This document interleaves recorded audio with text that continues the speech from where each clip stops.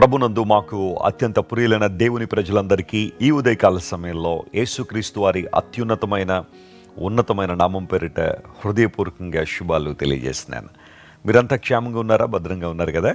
గత రాత్రంతా చక్కని విశ్రాంతిని ప్రభు మనకు అనుగ్రహించారు. తన ప్రియులు నిద్రించుచుండగా ఆయన వారికి ఇచ్చుచున్నాడని లేఖనాల్లో రాయబడిన రీతిగా రాత్రంతా దేవుడు విశ్రాంతితో పాటుగా మనకు కావాల్సిన ఆరోగ్యాన్ని కూడా ప్రభు మనకు దయచేస్తున్నారు. ఈ రోజంతట్లో దేవుని కృప మీకు తోడుగా ఉండాలని మీకోసం పట్టుదలగా ప్రార్థన చేస్తున్నాం. క్రైస్ట్ వర్షిప్ సెంటర్ని దేవుడు ఒక బలమైన సంఘ ఉజ్జీవంగా నిలబెడుతున్నారు. ఆయా ప్రాంతాల్లో విస్తృతమైన పరిచర్య జరుగుతుంది. అనేక మంది దేవుని బిడ్డలు కనెక్ట్ అవుతూ ఈ పరిచర్యలో దీవెన ఆశీర్వాదాన్ని పొందుతున్నారు.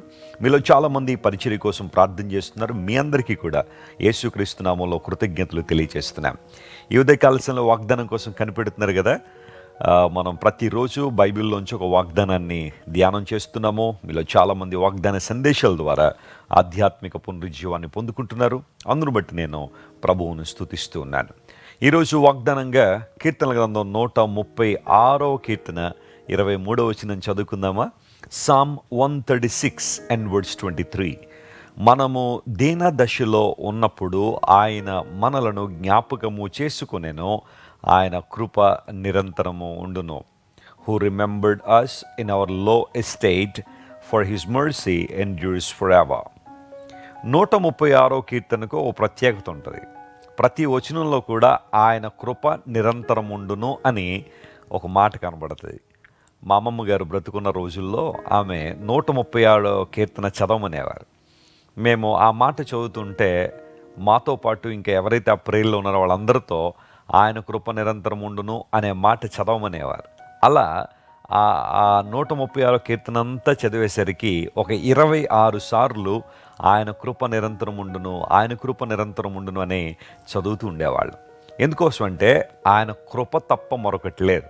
God's mercy and God's grace endures for ever.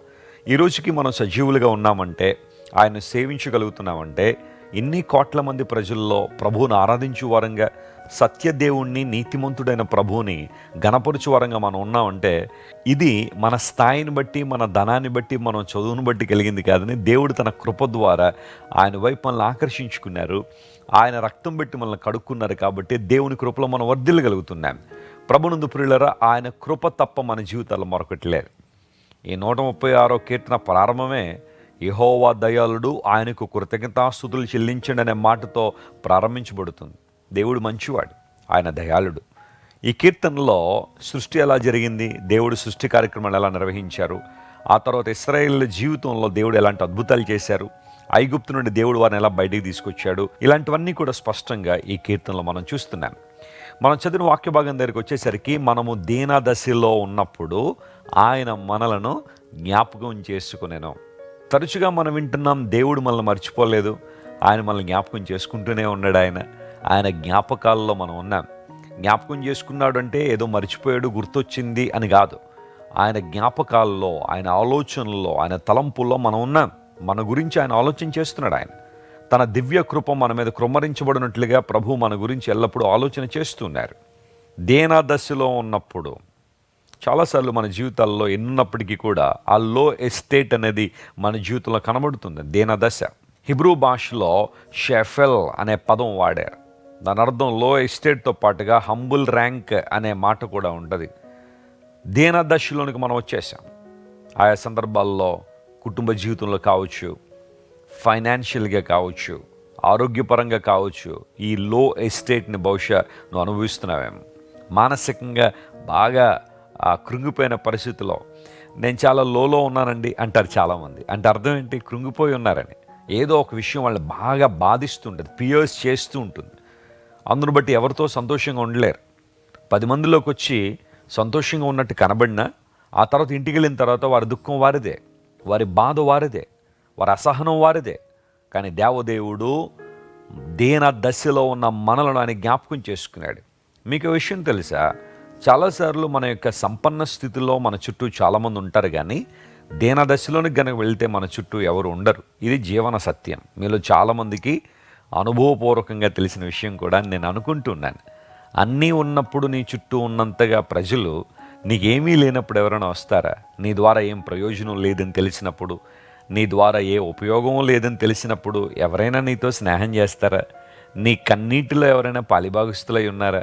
నీ సుఖంలోనూ నీ సంతోషంలోనూ చాలామంది నీ చుట్టూ ఉండొచ్చేమో, కానీ శ్రమలలో, కష్టాల్లో, నష్టాల్లో మనతో ఉండువారెవరు? దేనాదశలో మనం ఉన్నప్పుడు మనల్ని జ్ఞాపకం చేసుకుంది ఎవరు? మనుషులందరూ దూరం అయిపోయినప్పుడు, కుటుంబ సభ్యులు దూరం అయిపోయినప్పుడు, స్నేహితులు అనబడేవారు దూరం అయిపోయినప్పుడు దేవుడు మనల్ని జ్ఞాపకం చేసుకుని మన దగ్గరగా ఉన్నాడు. దేనాదశలో ఉన్న మనలను లేవనెత్తువాడు ఆయన. యోసేపు జీవితంలో అదే జరిగింది. దేనాదశలో, లో ఎస్టేట్లో యోసేపు ఉన్నాడు. అన్నల చేత గెంటివేయబడి, త్రోసివేయబడి, పరాయి దేశస్తులకు అమ్మివేయబడి, భయంకరమైన ఒంటరితనంతో బాధపడిన యోసేపును హెచ్చించింది ఎవరు? ఉన్నత శిఖరాల మీద నిలబెట్టింది ఎవరు? దావీదును హెచ్చించిన దేవుడు. అనేక సందర్భాల్లో దావీదు కూడా అలాంటి స్థితిలోనే ఉన్నాడు. దేవుడు దావీదును హెచ్చించాడు. You take anybody in the Bible. మీరు బైబిల్లో ఎవరినైనా తీసుకోండి, దేనదశ నుండి వారు హెచ్చింపబడినప్పుడు ప్రపంచానికి ఆశీర్వాదకరంగా మారారు. నా ప్రియ సహోదరి, సహోదరుడా, నీకున్న కష్టాన్ని బట్టి ఈరోజున కృంగిపోవద్దు. నీవెదుర్కొంటున్న నిందలను బట్టి కృంగిపోవద్దు. అవమానాలను బట్టి కృంగిపోవద్దు. ఆత్మహత్య తలంపుల చేత నువ్వు పీడించబడద్దు. నీ దేవుడు నిన్ను జ్ఞాపకం చేసుకున్నాడు. ఆయన నువ్వు ఎవరి జ్ఞాపకాల్లో ఉన్నా ఉండకపోయినా దేవుడు నిన్ను జ్ఞాపకం చేసుకున్నాడు. ఆయన లేవనెత్తువాడు. ఆయన కృప సమృద్ధిగా నీ మీద కృమ్మరించబడుతుంది. ధైర్యంగా ఉండు. పరిస్థితులను ధైర్యంగా ఎదుర్కో. సవాళ్లను అధిగమించడానికి కావాల్సిన శక్తిని పరిశుద్ధాత్మ ద్వారా పొందు.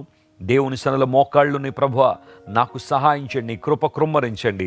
దేనదశలో ఉన్న వారిని జ్ఞాపకం చేసుకున్న దేవుడు నీవని ఈరోజు ఈ వాగ్దానాన్ని క్లెయిమ్ చేసుకుని ప్రభువును స్తుతించండి. మీ జీవితాల్లో గొప్ప కార్యాలు జరుగుతాయి. కళ్ళు మూసుకోండి, ప్రార్థన చేసుకుందాం.